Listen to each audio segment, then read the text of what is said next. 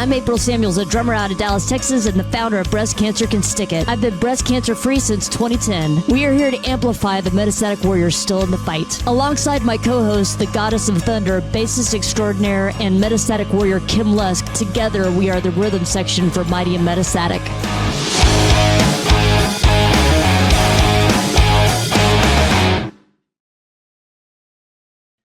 What's up, everybody? Welcome to Mighty and Metastatic. I'm here with my co-host, Kim Lusk. How's it going, Kim? As you know, probably I've not been around very much lately.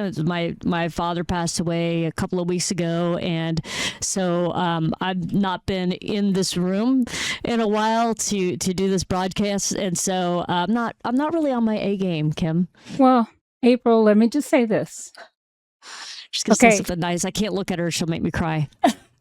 Be cool. Is that why you rolled your eyes at me? I'm just kidding.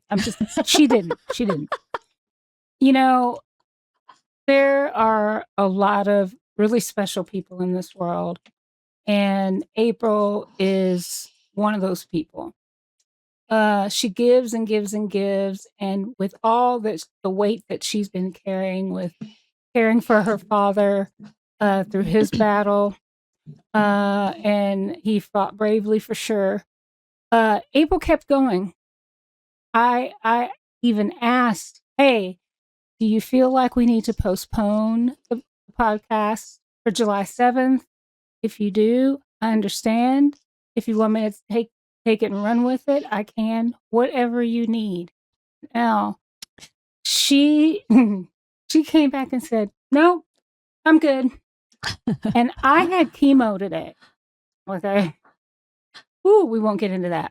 Dude. It's about April. April is a complete and total badass. Dude, I knew it from the time I met her. You win, man. And you know what? You inspired me. I'm just going to say that there are a lot of people out there that would have just said, yeah, no, not this week. Not April. She's going to stay on it, keep her foot on the gas, and keep running. So, you know what? My hat's off to you, my friend, because you're amazing. You really are. And I said, yeah, I had chemo today, but guess what? I'm still going to be on. And here we are. Well, thanks. I mean, I think it just honestly speaks to how important this topic is, because Mighty and Metastatic really touches our lives immensely. I mean, you, because you're going through it yourself, and my dad passed from metastatic prostate cancer. So it's a really super important topic. And I knew it was probably, I think, 4 years ago when I first came up with this idea of doing the show, back when my friend Amy, quote, Pippi, was going through stage 4 breast cancer. So she was metastatic. And I remember talking to her about doing this show. And it was before you had even gotten your metastatic diagnosis, or my dad, or another friend of mine who passed from metastatic ovarian cancer last December. So it's just a really important topic that we got to keep driving home for sure. And we have a great guest up too. I don't want to keep her waiting here, but I also want you to show your damn it dolls here in a second, Kim, because you got to show that. And then Cheresse, we're going to pull you up on the line, so hang tight with us for a minute. But Kim, show everybody and tell everybody the story about these dolls. Okay. Some of you may have heard of Damn It Dolls, some may not have. This is the first one that I ever received, and this was, gosh, maybe back in the late 90s, early 2000s, I believe. Now, it didn't have all this little curly hue ribbon and all this, but one of my favorite colors in the world is cheetah print. Ha ha ha. So I got this Damn It doll, and it's basically for you, when you're frustrated, just banging on the edge of a table or whatever. Mine had a blowout. There we go. On her leg. Because she got banged around so much. Lots of frustration. So I retired her. She has a broken leg. And I think it's funny when we said that she had a torn meniscus. It looks like a total blowout, and it's hard to tell what's going on there. But just so those who are listening on the podcast, we got to describe what this looks like a little bit more. So it's kind of like it's a doll in human form, but it's mostly just, it's not male or female necessarily. This one, however, does have curly Q red ribbons and kind of like some Raggedy Andy or Raggedy Ann kind of yarn hair a little bit too. Yeah. And did you read? It actually comes with the yarn hair. Oh, really? Okay, so yeah, it comes with the yarn hair and the little face. It looks all sad and stuff. And then it's got the story of how the Damn It doll came to be and what it is, and then the website on there. It's. I just thought it was cute, and she's been retired for a few years now. Yeah, she just sat on the desk. She was not, utilized to her full potential. No. So yeah, she's beyond that. So I put some bling on her because I felt like I reward her with a little bit of bling, so it doesn't come like that. So I just kind of decorated her and blinged her out. But when my story changed, and I was diagnosed with stage 4 metastatic breast cancer, which is incurable, by the way. But it is treatable. So I'm treatable and still stable. Thank you. I felt like, I think I want another Damn It doll. And I came across this one. This one right here. Yeah, hold that up big so everybody can see it. And I wish that's what the face looks like. yeah, that's pretty. So for those listening on the podcast, we got another doll. This one is like a hot pink and white, kind of a swirl look. It's got X's for eyes, and then one red line, horizontal line for a mouth, and it's got the like Raggedy Ann kind of red yarn. Actually, it's like a hot pink, dark red yarn hair, and then read what it says on the doll there. So it says, "Cancer, you can't get me down. I won't let you do it." I should put my reading glasses. I'm a survivor, and won't let you own it.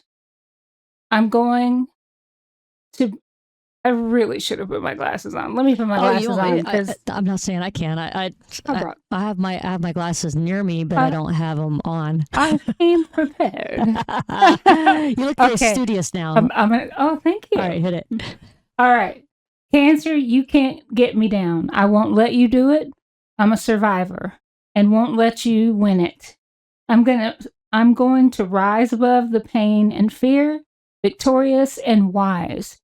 You're not welcome here. Damn it, damn it, damn it. Oh, yeah, that's right. That's the Damn It doll. And so, like, on their website, they show pictures of people, like, beating it and, like, throwing it across the room and, like, biting it and stuff. So it's the doll you get to take everything out on, right, Kim? That's right. And, it's guilt-free because, you're... I love it. She's hitting it. If you didn't hear that, she's hitting the doll. Those who are watching or listening to the podcast, she's beating the Damn It doll. That's what's happening. Giving it a good what for. It's www.dammitcancer.com. That's perfect, man. That is perfect. I love that, man. All right, so I believe the topic today. I gotta get on with the show, or I'm gonna get sidetracked with the Damn It doll. And I'm convinced, Kim, that I have one somewhere because it looks familiar to me. So I gotta go see if I can figure out where I know the Damn It doll from. I think I might have got one from Nadine's Music Manor, actually. Really? Yeah, back in the day. I have to check into that. How about we refresh you and get you a new one? What'd you say? How about I hook you up with a new one like that? Oh, dude, would you? Everybody needs a Damn It doll. Yeah, absolutely. Yeah, we got to get Cheresse one just for the sheer fact that she's been waiting for us for 15 minutes, but we love you, and I'm sorry that it's taken a hot minute. All right, everybody, I'm going to bring onto the screen our next guest here this evening, or our first guest, actually, since it's me and Kim are running the show here. We're going to bring on Cheresse here with us today. And Cheresse, you are a metastatic breast cancer warrior, and I believe you and Kim met in a cool way. Which one of you wants to tell that story? Doesn't matter to me. I can. It's a God's wink for sure. I'll start it, and Kim, you can chime in. How's that? Okay, sounds good. So we met through an office that I work for, a medical office. And it was God's wink. I hope this is okay, Kim, to say that I called you as a patient. I won't say anything. No, I called you as a patient. Oh, okay. Well, either way, It was from Dr. Banks. Remember, she was okay.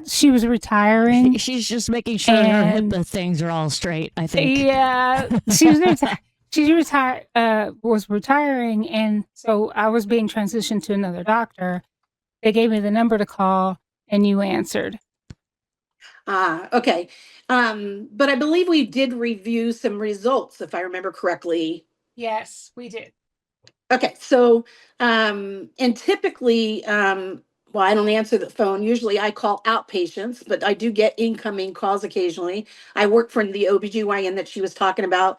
And we just connected. Like I said, it was kind of a God's wink. I read your chart really well, and we handled business. I answered all your questions, and then I said, I would like to share something with you. And we started talking, and we both were diagnosed, I believe, about the same time. Um, I was diagnosed in December of 23, had a lumpectomy, then radiation, and chemo, then radiation. I had chemo 3 times and it became neutropenic, just like you talked about a little while ago, but ended up in the hospital all 3 times. And so we just started talking, and it's been amazing to have her in my life, because if I can say anything about breast cancer, I think it can be lonely, and I don't think most people understand it unless you're walking the journey. And so we've shared our stories. I mean, I feel like we've got a great friendship, and I feel blessed to have you in my life. Oh, thank you so much. I feel the same, and I feel the same way. You know, God put us on each other's path for a reason, and it was just so amazing how, we were talking about, business, and then it went from there, and it just felt like I met a kindred spirit, and it was, it's been wonderful, and it's nice that you can form friendships like that, because this is a community. Yes. It really is. And, two like-minded individuals just happen to come together. It was so funny because you were saying, did Dr. Bings put us together for a reason, or did that just happen? I said, Yes. you know how those things are. God did that. So it's just been wonderful getting to know you and becoming friends, and being able to, call to either laugh, share, cry, what have you. And Yep. you've been a godsend of a friend too. So I really do appreciate you, and I'm just so happy to have you in my life. Well, thank you. It's my pleasure. And it's, like I said, if anybody can understand, it's somebody going through this journey. And so that makes it so much special. It does. It does. And thank you for, sharing and being vulnerable, and, just being you. Thank you. You're welcome anytime. You know my phone number. You can call me anytime, any hour. Likewise. Well, we got some questions for you, and I'm going to toss it over Sure. to April. And we will go ahead and talk about a few things, and, definitely want to learn from your perspective. Sure. Yeah. So I know a lot of people are told that everything looks fine while still feeling like something is wrong. Why is it so important to you to trust your body? That's a great question. And in my journey when I first was diagnosed, I was a little surprised. I do want to mention, because I think family history is important. My mom had breast cancer in 2004 and didn't survive after 9 months, unfortunately. And then my sister, 10 years later, developed bilateral breast cancer. And 10 years later, I developed it. The interesting part about it is none of us have the gene, but we know that that's just a small percentage of that. Yeah, and one thing I always like to follow up with that is because I'm kind of in a similar situation where there's a lot of cancer on my dad's side of the family, and I believe what they would tell you is there is a gene that's associated with us. They just haven't found it yet. So it's probably just like you said, like a small percentage of people get it from that gene or whatever. But it's the gene that we have. Not that ours is the same, but ours are going to be based out of genes that they haven't found that are associated back with breast cancer just yet. So that's crazy. Exactly. Wow, that's nuts. Isn't it crazy? Yeah, it's a lot. So when I was diagnosed, I went through all the treatment, but I will say that after I finished radiation and chemo, this is where I started, working in the medical field. It's a bonus for me. I feel like, for lots of different reasons, because I know some of them are medical terminology, and I'm a patient advocate. I mean, that's what I started off with in this practice that I've been working in McKinney, Texas. Since 2009, I was a patient advocate. That's how I started, and now I'm on the nurse team. But getting back to just listening to your body, I knew sometime in September of 24, something wasn't right. And at first, I was feeling something on my breast. I was feeling something up here in my shoulder. And I just happened to have a follow-up in March of 24 with both my radiologist, oncologist, my oncologist, and then my breast surgeon. They all work fairly close. Their offices very close. So I knew I had appointments, so I made all three for the same day.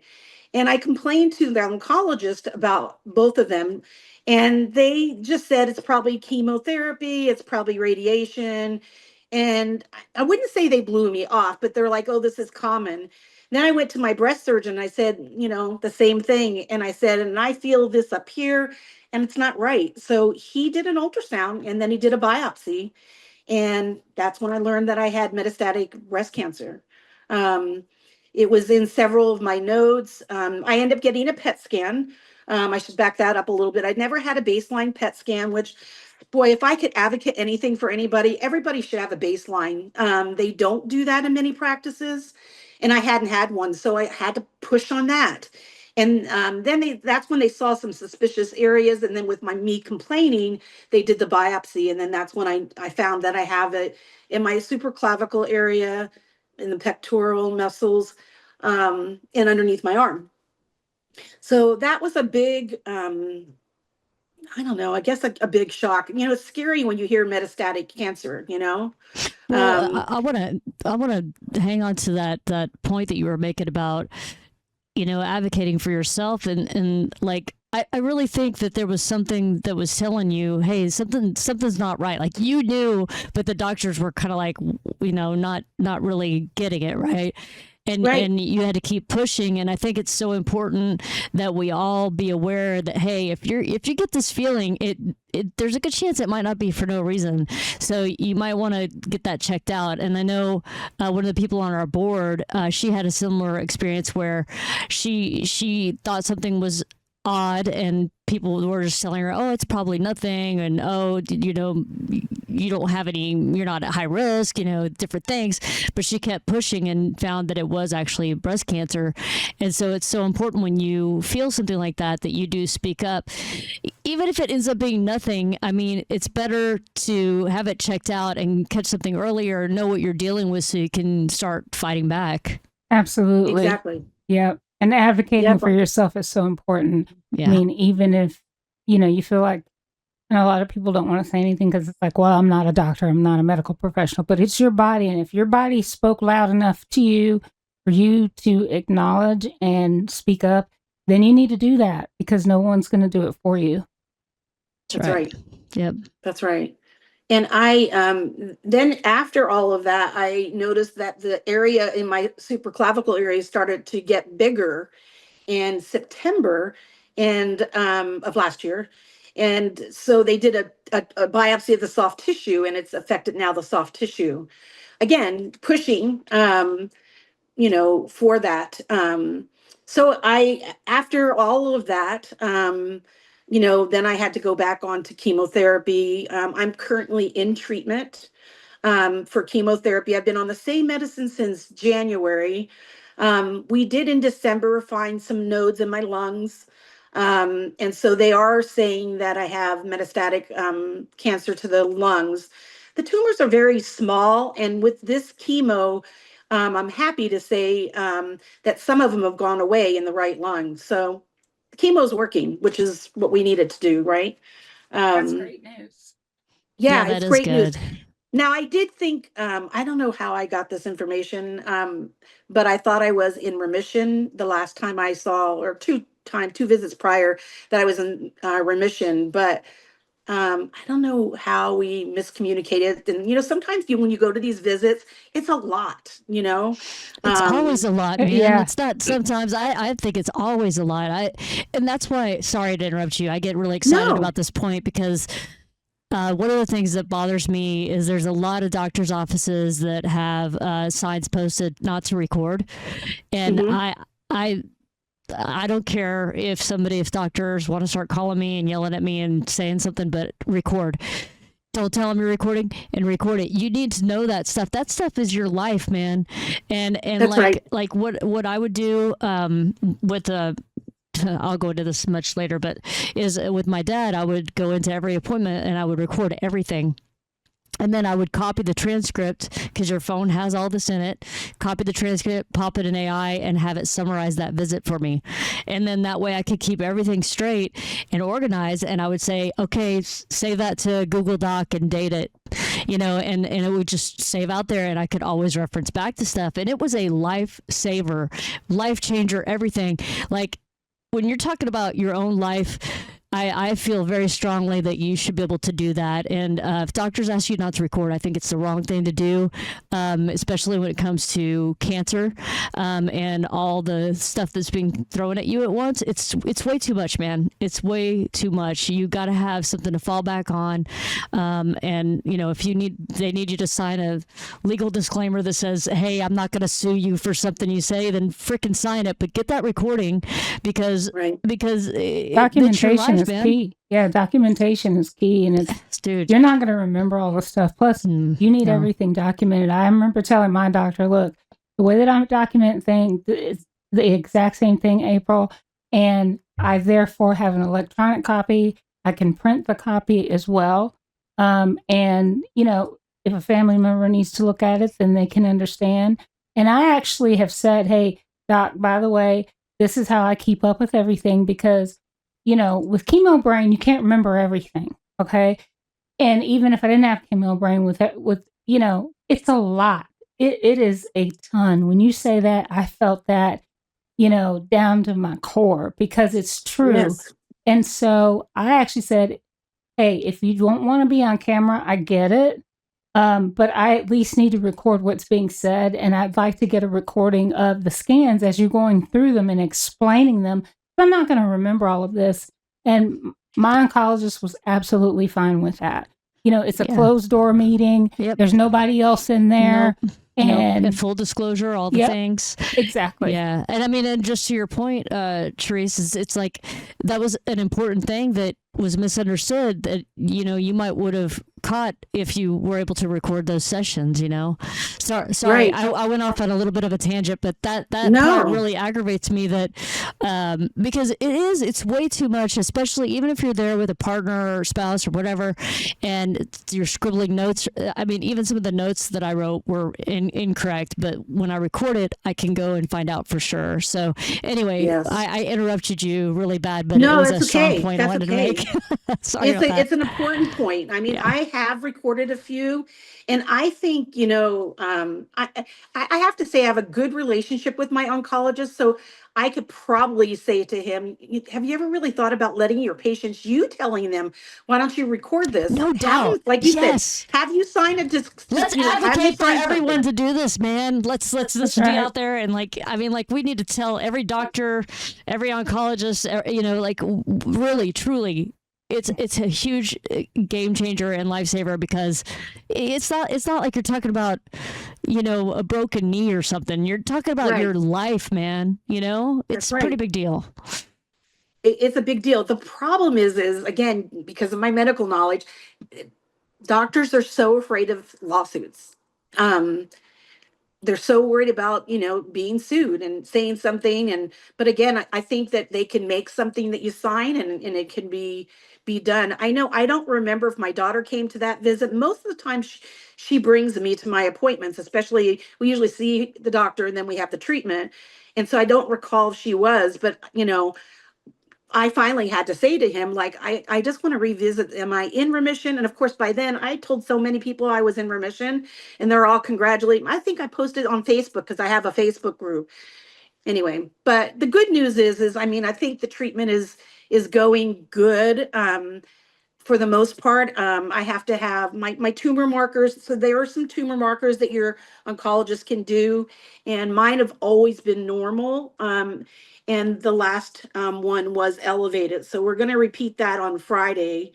And if that is elevated, then we likely do imaging again, a PET scan, and change the chemo. Because sometimes when you're on the same chemo, it will start to become stop working, and you become resistant to it. So I'm kind of hoping that's Yeah. not going to happen.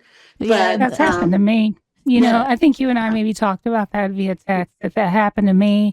And it's like, okay, it's elevated higher than it's been before, but that just may mean this, but you're still stable. We need to take, and at the time he said, we just need to take a look at everything, Yep. And I have to give April, oh, hello, reach it over again.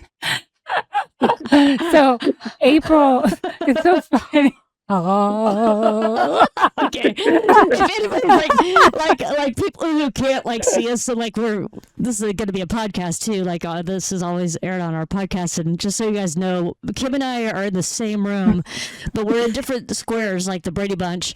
But we can reach across and get into the other person's square, and then it just looks crazy. It looks really, really weird. Anyway, okay, sorry. Go ahead, Kim. No, I've had the same thing happen, and it always, you always have that weird unsettled feeling, and it's like, okay, now I gotta go for more scans more often, and they told me I was stable. What does this mean? What's going on?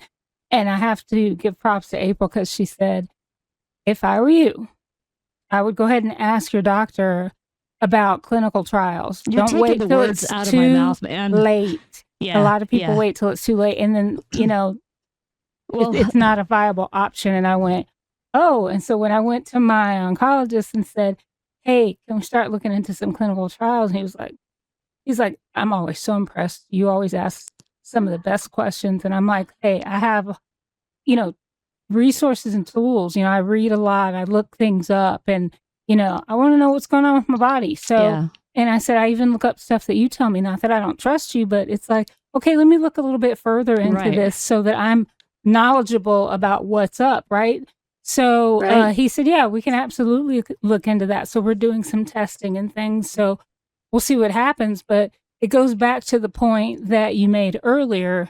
You have to advocate for yourself. You have to ask the questions, write them down, and take them with you when you go to see your oncologist, because you may get there and then boom, some of those questions may slip your mind, and I keep a journal of questions. My mom asks me questions.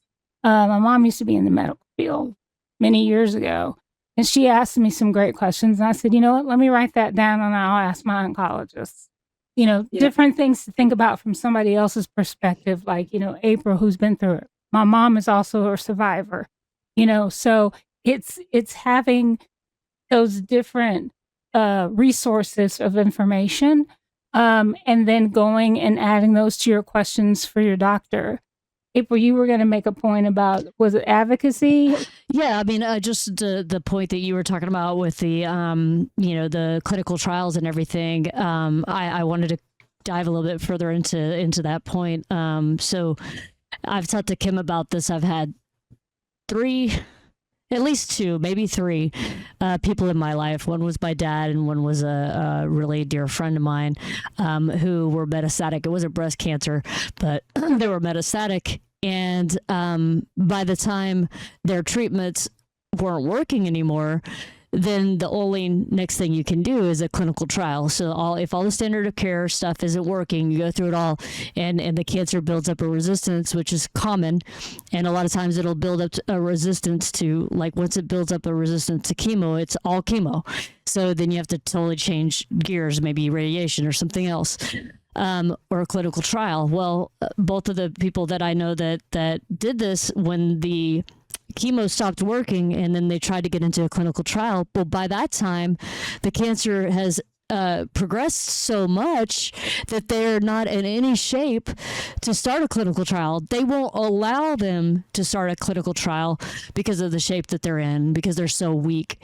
And so my dad and my friend, they both ended up passing away because they were like right there. Like we met with the clinical trial people on April 30th. I remember because it was my birthday. And they said, oh, we have something we could start you in next week.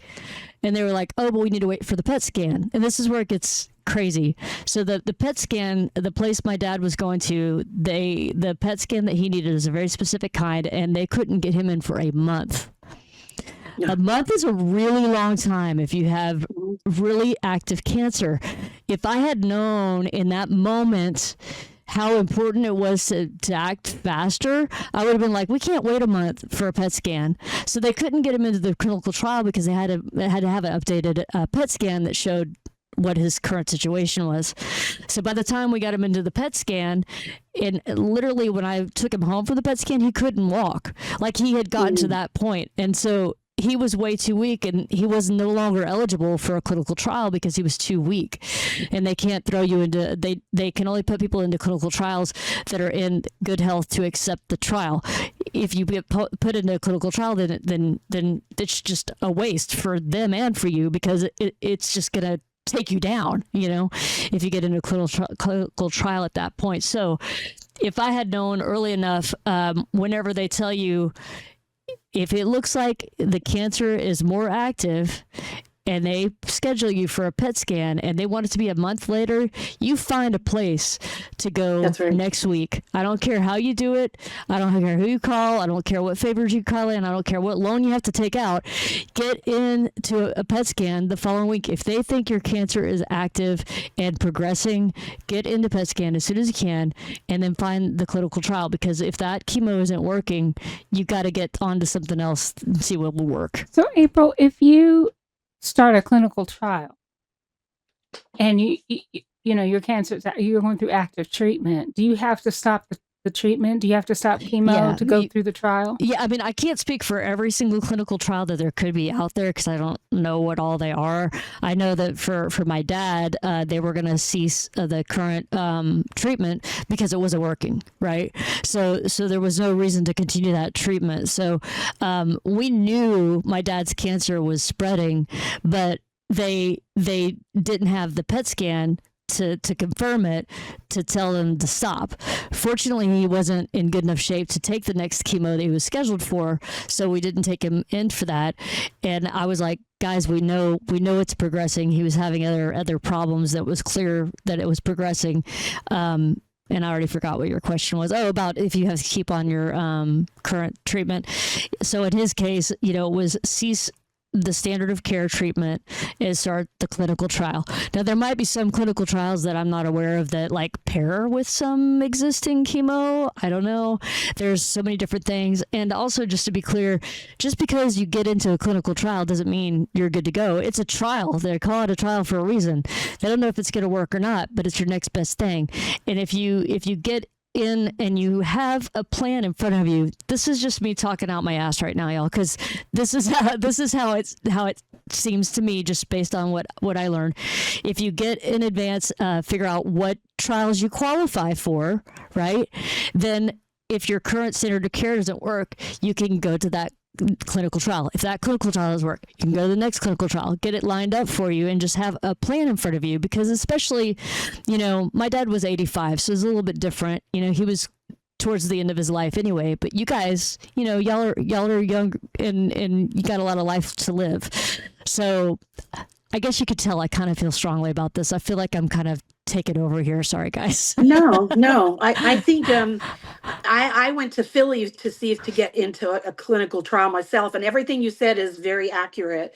Um, and unfortunately, my journey, I've been that patient that have had several bumps in the road. I mean, had a chemotherapy, and I had an anaphylactic reaction during that. Scariest thing I've ever been through in my entire life. Um, Literally, they called a code. I went to the emergency room, spent time in the hospital. But the clinical trials in Philly, they're quite extensive, and there's so many. But you're right, you have to qualify for them. I didn't qualify because I had been on a couple of chemos currently when they were looking into the trial, and it excluded me into the trial that was available. Um, so, but that's my next best thing to do is, Yeah. I mean, we still have, the good thing is they keep saying they have several options for me. The problem is my body doesn't, most people don't do well at first with chemo. It's harsh. Um, and so like the chemo I'm on right now, it's been reduced 3 times just so I can get through it. Um, and so they keep telling me I have lots of options still with the chemos available. So, I've lost my hair twice, um, but life, I keep saying, I think attitude is the biggest thing. I mean, I think that's one thing I wanted to say for sure today is you just have to keep positive. And I just, take each visit, each bump in the road, and just push through it, because I want to live. I mean, I have 3 beautiful grandchildren, and I want to fight as long as I can fight.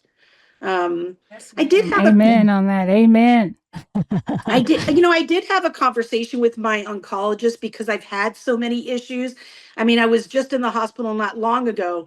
And I said, listen, if there's a point in time, not so much that the cancer's progressing, but the chemo, like sometimes I feel like, ladies, that if the cancer doesn't take me, the chemo is going to, because of all the problems I've had. And so I decided to say that to my oncologist. And I said, listen, will you tell me enough is enough? Like, I think this is going to end your life, and I think you're better off stopping. And he said yes. So, I mean, nobody wants to think about that. But at the same time, well, and I've heard a lot of people say that before too, because obviously chemo is harsh, and usually what they've told me is it's usually a combination of the chemo and the cancer getting so active that can cause more problems. Usually, they would stop the chemo if it was the chemo doing it for sure. Thankfully, your doctor agreed with that. Thank God. Right. Because at a point with Dad, I thought it was, I wasn't sure if it was the chemo or the cancer, and they confirmed that, hey, the weakness that your dad is having right now and the low energy is all actually because the cancer is so very active. So that was kind of it for him. I did want to mention, you're talking about the clinical trials that are available in Philadelphia. There's a government website where you can go and find different clinical trials that are available. And you can find all over the country and figure out which ones you qualify for. I believe all these are linked from our website. If you go under our resources, it's like Get Help Now, and there's a resource section at breastcancercanstickit.org. And Izzy, hopefully she can check with Josie and see if it's on there. Josie is going to hopefully start joining these again soon, but she can help with that and let you guys know where you can go and see a list of all the clinical trials that are available for breast cancer warriors and things. So probably be things like what type of breast cancer, like Kim is triple negative and that kind of thing. And kind of, I would presume there's like kind of filters you can do to figure out which clinical trials you might be eligible for and then kind of get those lined up. But I would highly recommend that. And you're so right, man. The positive attitude thing, man, that's huge. That's huge. It makes a difference in your daily well-being as well. Yeah. And how you show up, for others. If I may, we've got a question. Yeah, is it David's question? So yeah, this is David's question. It's a good one. I saw it there and I was like, when can I plug that in? Sorry, David. It's a good one. And hey, I just want to stop and say, welcome everybody who's on. Thank you so much for joining us. we have these conversations to help spread awareness and educate people about metastatic breast cancer. But wanted to ask this question. It's actually something David and I were talking about earlier this week. So, when you get and Cheresse, you've been in the medical field, so you may best be able to answer this question. I had to figure it out the hard way. Research, asking Yeah. questions. So the question is, can you talk about what's the best way to interpret the medical codes patients see when they're getting either their paperwork, they're looking in their portal, or they get email notifications for like lab procedures and chemo and things like that. What's the best way to interpret or get information? I used AI, and then I asked at the doctor's office as well to confirm what I found. So an example is infusion 210. What the heck is that? Infusion 60. What is that? Lab 15. What is that? Well, lab 15 minutes. Infusion, over an hour, like, was it 3 hours, 210? I wasn't good at math, but I'm a great musician. Bass players, we don't need to know math. No, I'm just kidding. And then 60 minutes, of course, infusion 60 is an hour. So Cheresse wanted to pose that question to you. Thank you, So David. I want to make sure I understand the question. So he's wanting to know how we, as the patient, can interpret the notes, the codes, all of that. Yeah, how do we know what the code is? I mean, are they diagnosis codes or right? That's what's going to be my question, because yeah, I mean, so diagnosis codes, I mean, you can go again and look those up. I mean, like AI usually probably. an ICD-9 code has next to it the diagnosis, but if it's just a code, they can punch it into a computer and it will tell you. But certainly your provider should be telling you if something is that code has changed. Codes are different. ICD-9 codes go with different testing, different office visits. They bill an office visit, and there's a specific code for whatever you're coming in. You might be coming in for an annual, but they found, a yeast infection. I'm just going to use that. And it's going to be 2 different codes then. So if that's what he means, I mean, you can look those up, but you should always be able to talk to a billing person. You should always be able to talk to a medical person in the office about any specific code that's in your chart or on the portal. I think that's a good question. And I don't know that I answered his question well, but boy, the portals are the best way to communicate with your providers and look up I read my notes after my visits every single visit. And I take it a step further. If something's not right in there, and there's been a couple of times with that, not just in the office I'm going to, I address that, and you want that fixed in your record. It's a permanent record. So I guess I went off on a tangent. No, you gave us some good information because as you were talking, I'm like, yep, run into that. Yep, that's happened to me. Yep, I've done that. I basically got in touch with my oncologist nurse and sent a screenshot through the portal and said, does this mean this? Does this mean this? And she came back and said, absolutely, that's what it means. All right, great. That was easy, The portals are such a very powerful thing. Cheresse, I used it so much. It's a great way. Yeah. But one thing, I will say with that being said is, just because we have a lot of good listeners, and I just run into this with the practice that I work for, is, when you read a portal message and then you respond back, you're not getting all that information from the patient. And so I answered a patient the other day and kind of got her she was a little upset because she didn't like the answer the way I answered it. Normally, I call patients with all portal messages because I find I'm going to get more information about what's going on to better figure out what I'm going to do with her, because that's part of my triage job. And so if you got something going on with your breast, you got something going on with your PET scan, you saw it before and you have to wait 2 weeks, call the office and talk to somebody. Going through the portal can be it's a great tool for us as patients, but you can be misinterpreted. You're not getting the whole picture. And so when I spoke with this patient and apologized, and she gave me her history, what was going on, I was like, I mean, it taught me another lesson. And I've been doing this for 40 years. I apologize because normally I don't respond to the portal. I usually call them because there's some piece of information that could be very important. And in our treatments, we're not feeling well, we're going in for a treatment. You could send a portal message. Not always do you get an answer right away. You're better off calling the nurse and giving them everything to know better which way to go. So again, another tangent I went on. Sorry. No, it's all good, man. All good. Yeah, I think the point of everything is being thorough. I mean, that's the one thing I think that's consistent between all three of us is that you make sure you learn as much about everything as you can, that you don't kind of hold back on your questions, that that you're very forthcoming about any questions that you might have, that you're documenting, like that you're just keeping a lot of detail right there at your fingertips. It's so important. And like I said earlier, man, this isn't like a broken leg or something. This is, we're talking about your life here. Yeah, exactly. And I think it's possible that doctors and nurses and whatnot get a little complacent, because you're one of many, right? And so that's why it's so important for you as the patient to make sure that you're doing all your homework and you're keeping things straight, so you know what's going on, so that you can best take care of yourself. Because it's true, no one's gonna put in the time and effort that you're gonna for yourself. I mean, you've got 24 hours a day to do that. Your doctor's only seeing you for a short period, so you need to really be hands-on with your own advocacy. Big time, making sure nothing's missed too, because we're all human, right? Everybody, patients, doctors, nurses, everybody. And sometimes speaking up and them having to go back, it's like, oh, okay, looks like we missed something.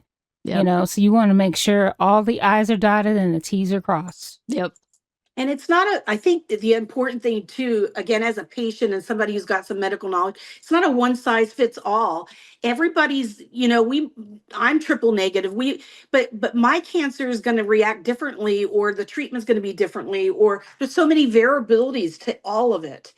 And I think a lot of times doctors get robotic and they see the same thing, but they got to kind of focus back on just that particular patient in the case.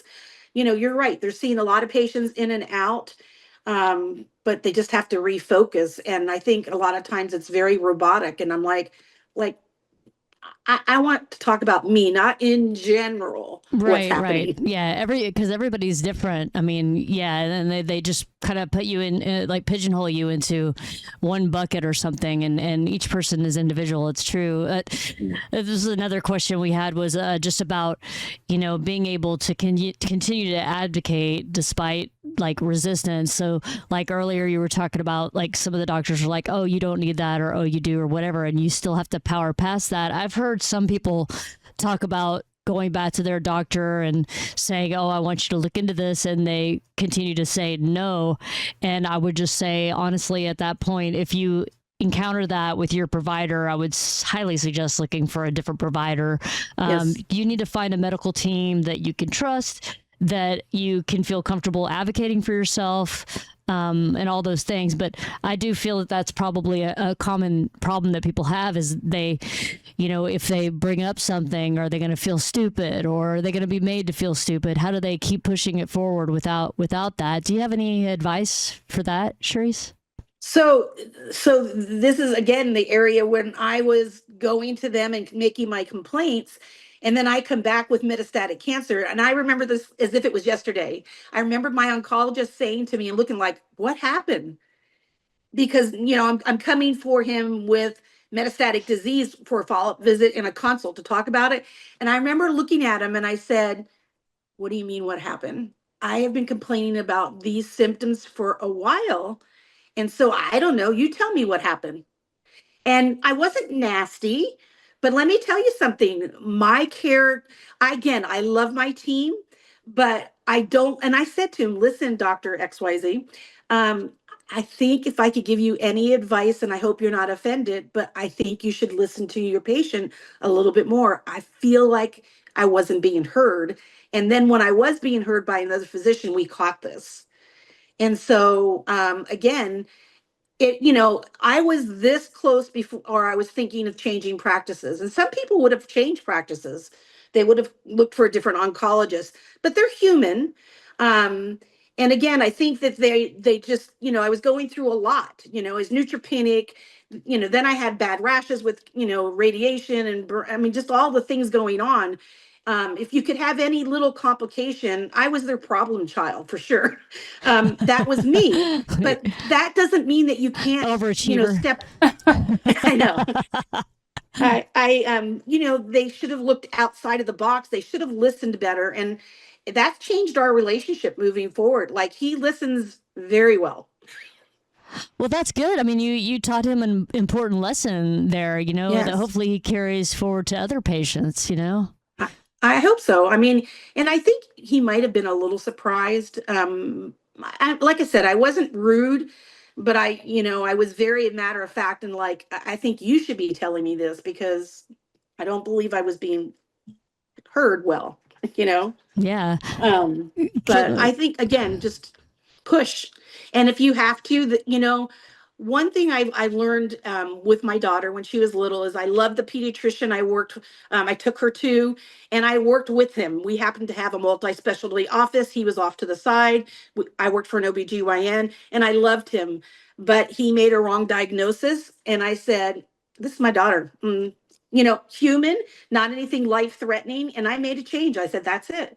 It's great. I like him. It's great. We have a working relationship, but this is her life and I'm her mother and I'm going to be her advocate, and we're changing pediatricians. And so sometimes you do have to make changes, Yeah, and I don't think you should be afraid to do that if that's what's best for your own health. And I was curious though, Kim, have you encountered something like this as well, where you kind of were met with resistance when you felt like there was a problem, or has it been smooth for you? I've been very fortunate with the care team that I've had, and I've had them since 2023. When I initially met them, Dr. Lynn Canavan was my breast surgeon, and she's one of the best. Her and Dr. O'Shaughnessy are amazing. My oncologists are wonderful because I have two, one for the brain, one for the rest of the body. And so I consider myself very fortunate that I got the right team the first time. And they are wonderful. I don't ever feel rushed when I go into the office for my appointments. If I reach out for information, I get it.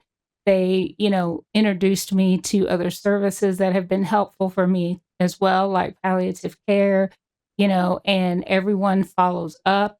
So it's aside from, and I'm just going to say this because it's a reality. I've noticed an uptick in the number of patients in a very short period of time. Mm-hmm. And I'm thinking, wow, that many people are in need, of that. That many people are getting cancer and, whatnot. But I will say that, and this is going to sound, I don't know. I'm just going to say it how it sounds, whatever. But when I go in for chemo or immunotherapy, I don't mind being there because everybody's just so wonderful, and it feels like Cheers. Sometimes you want to go where everybody know they know me, and it's just a really nice atmosphere. The doctors are wonderful. When I was in the hospital, my oncologist didn't even go to his office. He came to the ER where I was to check on me and to discuss, hey, here's what we're gonna do. These are your options, things like. And it was like you swore a rock star had showed up. As I screamed his name, I was like, "You're here! Oh my God, thank you!" And he was just, that was just natural for him, So I really can say that I'm very fortunate to have the care team that I have. And really the only ones I've had to fight are the insurance company.